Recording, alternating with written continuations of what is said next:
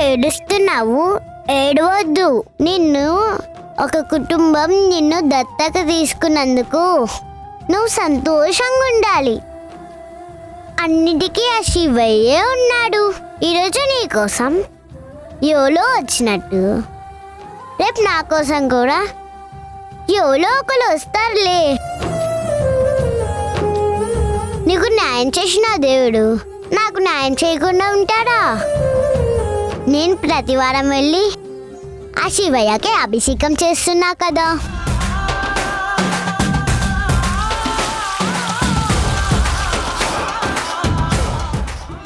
అప్పుడు శివయ్య చెవులు నీ గురించి నా గురించి చెప్పా. ముందు నీ గురించి ఆలోచించాడు, తర్వాత నా గురించి ఆలోచిస్తాడు.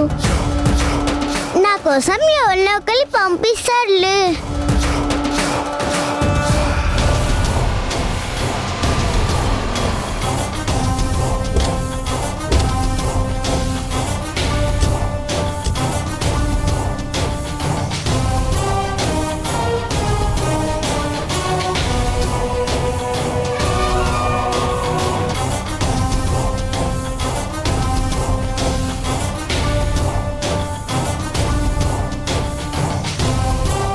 భాగ్యం పిన్ని, భాగ్యం పిన్ని. అమ్మా వింధ్య, ఎలా ఉన్నావమ్మా? లోపలికి రా. ఆహా లేదు పిన్ని, ఇప్పుడు మనం త్వరగా హాస్పిటల్కి వెళ్ళాలి. మీరు ఇప్పుడే బయలుదేరండి. సరేనమ్మా, ఒక్క నిమిషం తాళం వేసి వస్తాను. ఏమండి, మీరు కారు స్టార్ట్ చేయండి.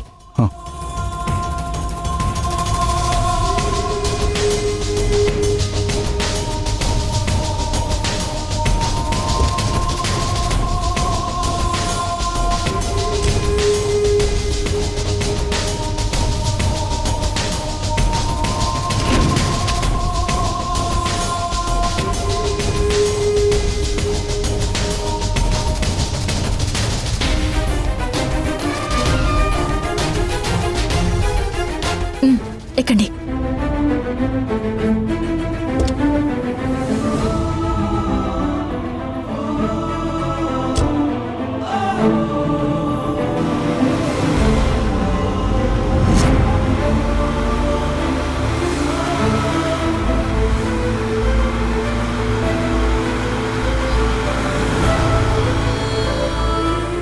నేను అమెరికా నుంచి బయలుదేరిన దగ్గర నుంచి ఎప్పుడెప్పుడు మిమ్మల్ని కలుస్తానా, ఎప్పుడెప్పుడు హాస్పిటల్కి వెళ్ళి డీటెయిల్స్ తెలుసుకుని మా సంధ్య దగ్గరికి తన కూతుర్ని చేరుస్తానా అని ఆతృతతో ఉన్నాను.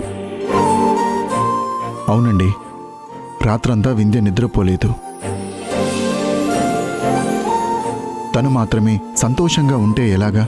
సంధ్యగారు కూడా సంతోషంగా ఉంటే చూడాలని ఎంత పరితపించిందో మీకు తెలియదు. అమ్మా, ఈ విషయం నాకు తెలిసిన తర్వాత నాకు కాళ్ళు చేతులు ఆడలేదు. కానీ సంధ్యకి ఖచ్చితంగా న్యాయం చెయ్యాలమ్మా. ఒకసారి బిడ్డకి దూరమైంది, రెండోసారి కూడా అబార్షన్ అయిందని తెలిసి దేవుడు ఎందుకిలా చేశాడు అనుకున్నాను. కానీ సంధ్యకి అన్యాయం చేసింది దేవుడు కాదమ్మా, నా భర్త. ఆ రోజు పిల్లల్ని మార్చకపోయి ఉండుంటే ఈరోజు సంధ్య పరిస్థితి ఎలా ఉండేది కాదమ్మా. జరిగిపోయిన దాన్ని మనం మార్చలేము. ఇప్పుడు జరగాల్సిన దాని గురించి ఆలోచిద్దాం.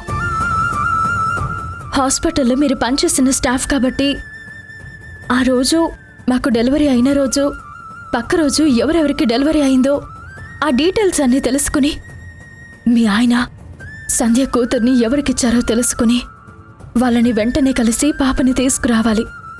అవునమ్మా, మీరు సంధ్య కూతుర్ని తన దగ్గరికి చేర్చాలని అంత దూరం నుంచి వచ్చారు. మీ కోరిక నెరవేరి సంధ్య కూతురు తన దగ్గరికి చేరితే చాలమ్మా.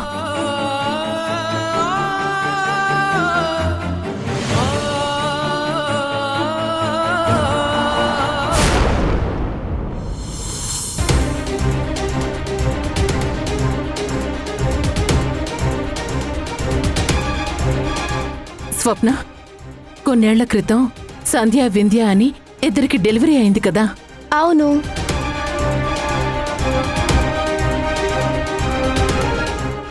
బాగున్నారా వింధ్య గారు? బాగున్నాను. అంతా బాగున్నారు స్వప్న. ఆ రోజు సంధ్యకి వింధ్యకి రూమ్ నెంబర్ 5, 6లో డెలివరీ అయింది కదా. పక్కన రూమ్ నెంబర్ 7లో డెలివరీ అయిన మనిషి డీటెయిల్స్ మాకు కావాలి. కొంచెం వెతకవా? ఇప్పుడు వాటితో ఏం పని? ఇప్పుడు నీకు డీటెయిల్ గా చెప్పే టైం కూడా మాకు లేదు. అర్జెంటు పనుంది. ఒక్కసారి వెతకవా? ఇప్పుడు నువ్వు సడన్ గా డీటెయిల్స్ అడుగుతున్నావు. మన సూపరింటెండెంట్ గారికి చెప్పాలి కదా. స్వప్న, నేను ఈ హాస్పిటల్ స్టాఫ్నే కదా, నన్ను నమ్మవా? ఇక కాదు కూడదు అంటే ఇప్పుడే నేను సూపరింటెండెంట్ గారితో చెప్తాను. లేదులే అక్క, ఎందుకైనా మంచిది అని చెప్తున్నాను. నువ్వు ఇంతగా చెప్తున్నావు కదా, వెతుకుతాను. డేట్ గుర్తుందా మీకు? మేము డెలివరీ అయిన date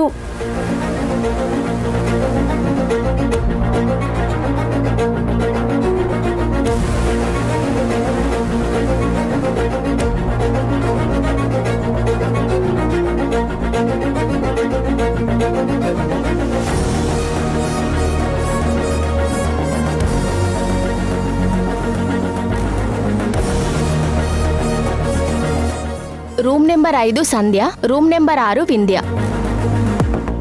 room number 7 Madhavilatha, Raghuram.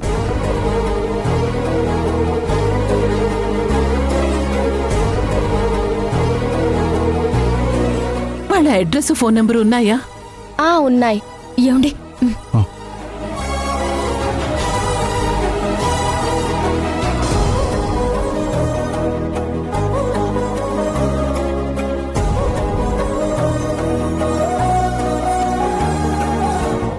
అమ్మా వింధ్య, మీరు వెంటనే ఆ అడ్రస్కి వెళ్ళి జరిగిందంతా చెప్పి సంధ్య పాపని తీసుకొచ్చి సంధ్యకి న్యాయం చేయండమ్మా.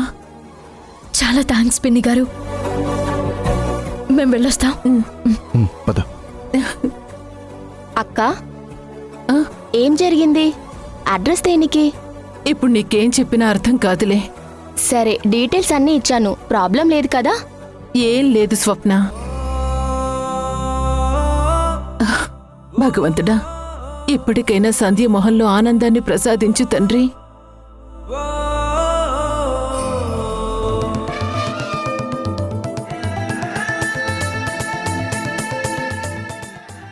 సంధ్య, పదండి.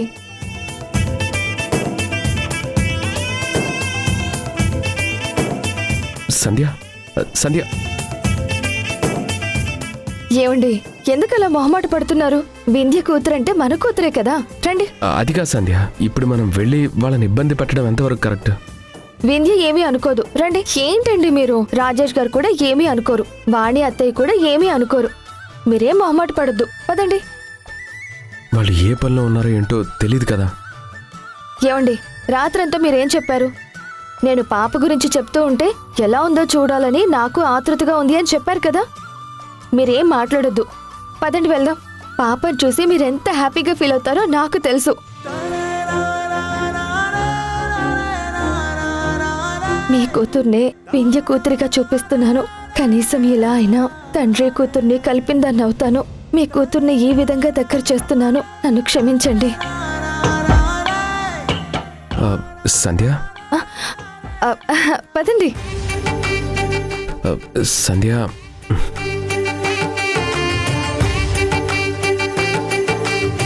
రండి. వింధ్యా, వింధ్యా, వింధ్యా. అమ్మ సంధ్య, శ్రీకర్ ఎలా ఉన్నావు బాబు? బాగున్నానండి. అమ్మ ఎలా ఉంది? అమ్మ, శ్రీజ అందరూ బాగున్నారు. అత్తయ్య, వింధ్య ఏది? అదేంటమ్మా, వింధ్య రాజేషు నీతో ఏదో మాట్లాడాలని చెప్పి, అది చాలా అర్జెంట్ అని చెప్పి మీ ఇంటికే బయలుదేరారు కదా. మా ఇంటికా? మీ ఇంటికి రాలేదా? మరి ఎక్కడికి వెళ్ళుంటారు?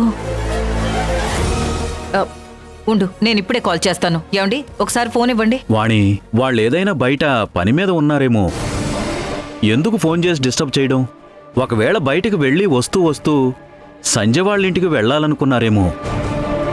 వాళ్ళ ప్లానింగ్ మనకు తెలియదు కదా. అది కూడా కరెక్టే అయ్యుంటుందిలేండి.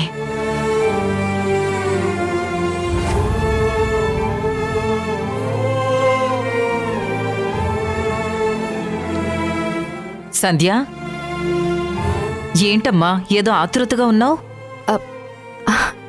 అత్తయ్య, మీకు అభ్యంతరం లేకపోతే మా పాపని అదే మీ పాపని ఒకసారి మా ఆయనకి చూపిస్తాను. భలే దానివి సంధ్య, ఈ విషయం అడగడానికి ఇంతలా ఇబ్బంది పడాలా? ఇప్పుడే వెళ్ళి పాపం తీసుకొస్తాను, ఉండండి.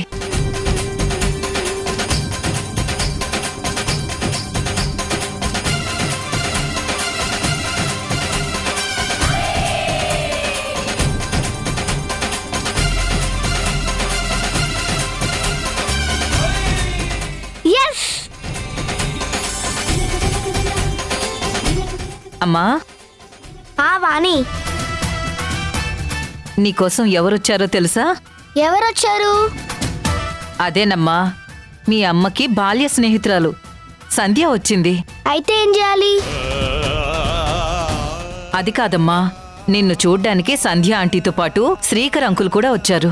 ఎవరు వాణి వాళ్ళు?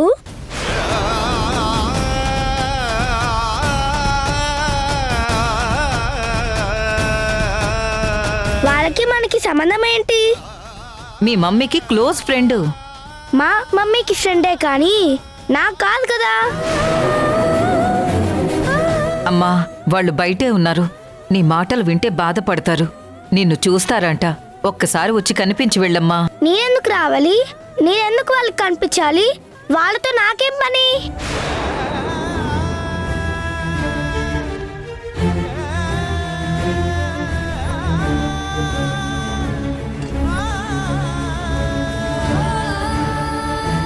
అలా కాదమ్మా, వాళ్ళు బాధపడతారు. శ్రీకర్ అంకుల్ కూడా నిన్నెప్పుడు చూడలేదు కదా. నువ్వు అమెరికా నుంచి చాలా రోజుల తర్వాత వచ్చావు కదా, ఒక్కసారి చూస్తారంటమ్మా. చిన్నప్పుడు నీకు పాలు సరిపోకపోతే సంధ్య ఆంటీనే నీకు పాలిచ్చింది. అయితే ఏం చేయమంటావు? అమెరికాలో ఉన్నప్పుడు కూడా మమ్మీ ఆవిడ గురించే చెప్పేది.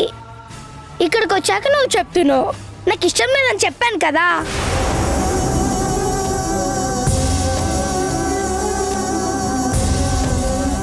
ఎవరు పడితే వాళ్ళు వస్తే నేను వెళ్ళి కలవాలా? వాళ్ళతో మాట్లాడాలా?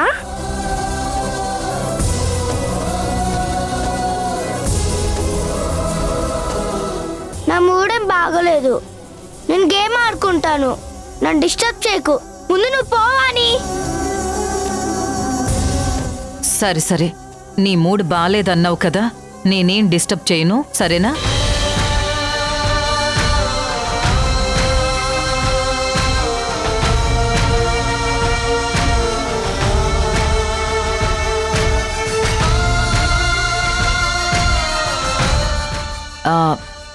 సంధ్య పాప అది పర్లేదత్తయ్య, చిన్నది, తనకేం తెలుసు. పైగా తనేదో గేమ్ ఆడుకుంటున్నట్టుంది. ఆ టైంలో వెళ్ళి డిస్టర్బ్ చేస్తే ఏ పిల్లలైనా అలాగే ప్రవర్తిస్తారు. సారీ సంధ్య, ఫారెన్లో పెరిగిన అమ్మాయి కదా, కొత్త వ్యక్తులతో క్లోజ్గా మూవ్ అవడానికి కాస్త ఇబ్బంది పడుతుంది.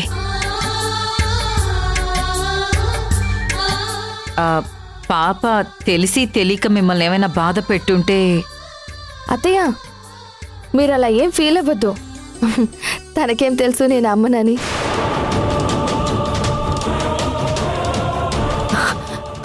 అదే అత్తయ్య, అమ్మలాంటి దాన్ని అని. తను అన్నట్టు నేను వింధ్యకి ఫ్రెండ్ని కానీ తనకి కాదు కదా. మేమేమీ అనుకోవడం లేదు. మీరు దీని గురించి అస్సలు ఆలోచించకండి. వెళ్ళొస్తాం అత్తయ్య. వెళ్ళొస్తాం మావయ్య. మంచిదమ్మ.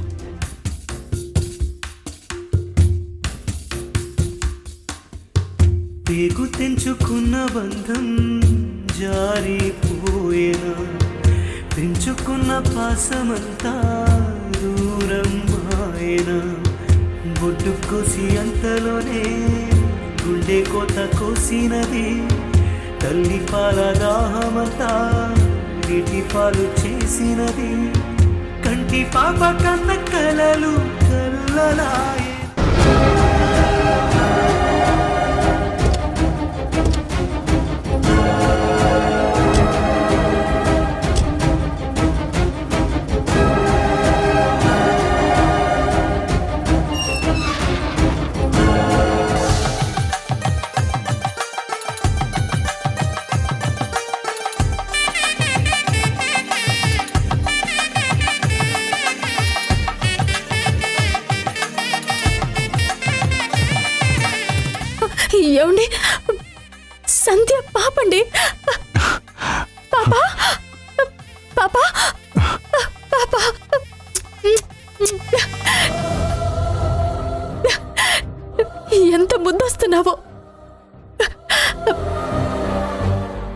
ఏమండి సంధ్య పాపండి. మమ్మీ మమ్మీ ఎవరండి మీరు? ఏమండి ఈ పాప మా సంధ్య పాపండి. ఆ రోజు ఆయా భర్త 5,000 రూపాయలకు అమ్మేశాడు. మీరేదో పొరపడుతున్నారు. ఈ పాప మా పాప. నాకంతా తెలుసు, మీరు అబద్ధం ఆడుతున్నారు. మీ పాప చనిపోయింది. మీరొక తాగుబోతుకి 5,000 రూపాయలిచ్చి అలా ఎలా పాపని కొంటారు? అతను చేసిన పొరపాటు వల్ల నా ఫ్రెండ్ ఎంత అనుభవించిందో తెలుసా? సరే, జరిగిపోయిందేదో జరిగిపోయింది. మర్యాదగా మా పాపని మాకిస్తారా, లేదా మీ మీద పోలీస్ కంప్లైంట్ ఇవ్వమంటారా? ఏం మాట్లాడుతున్నారండి? ఆయా ఏంటి, ఆయా భర్త ఏంటి? మా పాపను పట్టుకొని మీ పాప అంటూ తిరిగి మా మీదే పోలీస్ కంప్లైంట్ ఇస్తానంటారేంటి? చూడండి, మీరేం తెలియనట్టు మాట్లాడొద్దు. మీరు మాధవీలత గారు కదూ? ఆవిడెవరు? నా పేరు సుప్రియ అండి. ఏం మాట్లాడుతున్నారు? లేదు, మీరు అబద్ధం చెప్తున్నారు. మీరు కేర్ హెల్త్ హాస్పిటల్లో డెలివరీ అయ్యారు. ఆ రోజు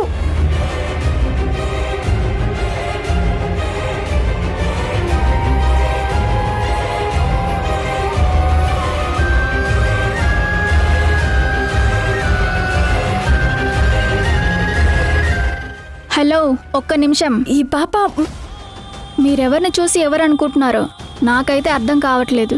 నా పేరు సుప్రియ. మా పాప వైజాగ్లో పుట్టింది. కావాలంటే పాప డేట్ ఆఫ్ బర్త్ కూడా చూపిస్తాను. లేదు, మీరు అబద్ధం చెప్తున్నారు. మీ అడ్రస్ హాస్పిటల్ రికార్డ్స్లో క్లియర్గా ఉంది. ఓ ఓ అడ్రస్ని బట్టి నేను మాధవిలత అనుకుంటున్నారా?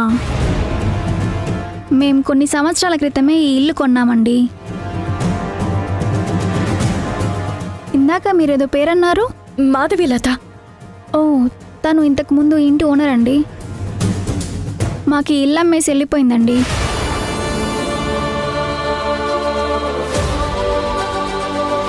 తను ఎక్కడికి వెళ్ళింది? మాకు బాగా తెలిసిన అతను మోహన్ రావు గారని ఉన్నారండి. వాళ్ళకి దూరపు బంధువు. మాకు ఆయన ఈ ఇల్లు కొనడానికి హెల్ప్ చేశారు. ఆయన అడ్రస్ చెప్తారా? ఆయన్ని కలిసి మాధవీలత గురించి మేము తెలుసుకోవాలి. ప్లీజ్ అండి, ఫోన్ నెంబరు అడ్రస్ ఇస్తారా? అలాగే, ఒక్క నిమిషం ఉండండి, ఇప్పుడే తీసుకొస్తాను.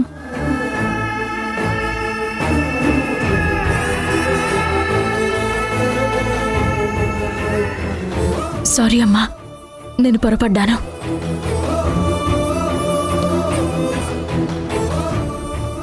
ఇందులో అడ్రస్, ఫోన్ నెంబరు ఉన్నాయి. ఇదిగోండి. చాలా థ్యాంక్స్ అండి. మేము మా ఫ్రెండ్ పాప మిస్ అయితే వెతుకుతున్నాం. ఏమీ అనుకోవద్దు. పర్లేదండి. వెళ్ళొస్తామండి. బాయ్. ఏమండి? పద.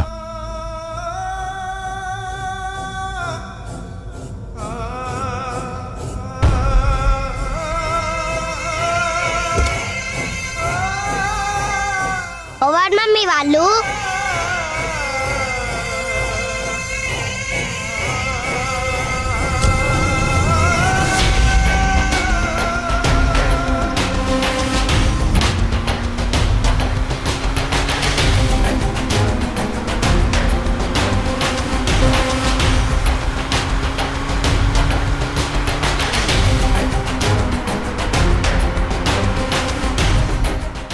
నువ్వు కంగారు పడకు వింధ్య. మనం ఇండియాకి వచ్చిందే సంధ్యగారి పాపని వెతకడానికి. వెతికి సంధ్యగారికి తన పాపని అప్పగిద్దాం. ఇంకా లేట్ అవ్వకూడదండి. ఇప్పటికే సంధ్య పార్వతత్తయ్య మాటల్ని భరిస్తూ బాధపడుతూ ఉంది. తన కూతుర్ని మనకిచ్చింది. నా జీవితం బాగుండాలని తన జీవితం బలి చేసుకుందండి. అది మనకి ఎంతో చేసింది. అనుని ఇద్దామంటే కూడా సంధ్య ఆ రోజు బొట్టు పెట్టుకుని మనల్ని దూరంగా పంపించింది. త్వరగా పదండి.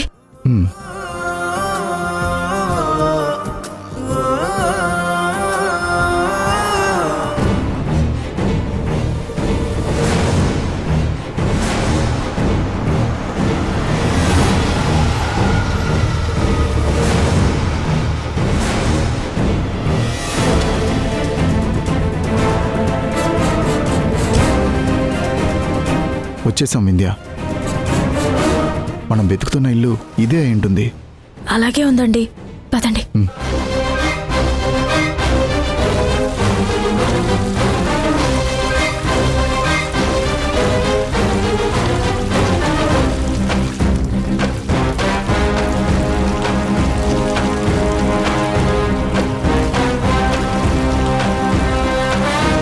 మోహన్ రావు గారంటే నేనే. మీరెవరు? నమస్కారం సార్, నా పేరు రాజేష్ అండి. తను నా వైఫ్ వింధ్య. నమస్తే అండి.